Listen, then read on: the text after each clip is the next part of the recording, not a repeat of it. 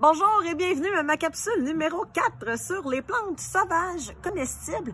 Aujourd'hui, une autre plante qui est introduite de l'Eurasie, de la famille des Lamiaceae, la famille de la menthe, c'est le lierre terrestre. Donc, le lierre terrestre, je pense que tout le monde a déjà vu ça, ou presque. C'est largement répandu dans les pelouses, autant en ville qu'en milieu rural. C'est une plante qui est très bénéfique aux pollinisateurs parce que c'est une des premières plantes aussi à fleurir. Et puis on peut voir la forme des fleurs ici. C'est propice à la pollinisation par les bourdons. Donc, toute cette belle plante-là, moi, je la plante dans un pot parce que je l'aime beaucoup, parce qu'elle est ornementale en plus d'être comestible.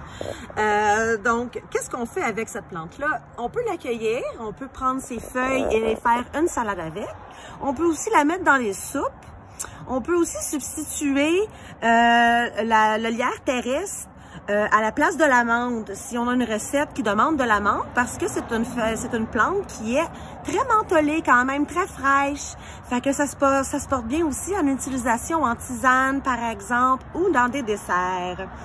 Et également, avant qu'on utilise communément le houblon pour faire de la bière, c'est cette petite plante-là qu'on utilisait pour clarifier et puis pour ajouter un conservateur à la bière et lui donner également de la saveur.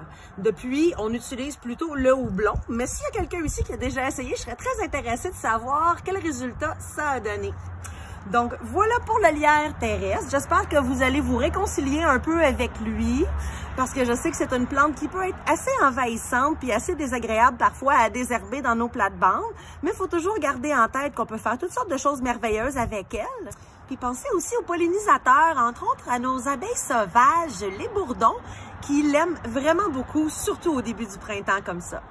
Donc, si vous voulez plus de renseignements sur les plantes sauvages comestibles, que ce soit le lierre terrestre ou toute autre plante, gênez-vous pas pour m'écrire. À bientôt! Merci d'avoir écouté!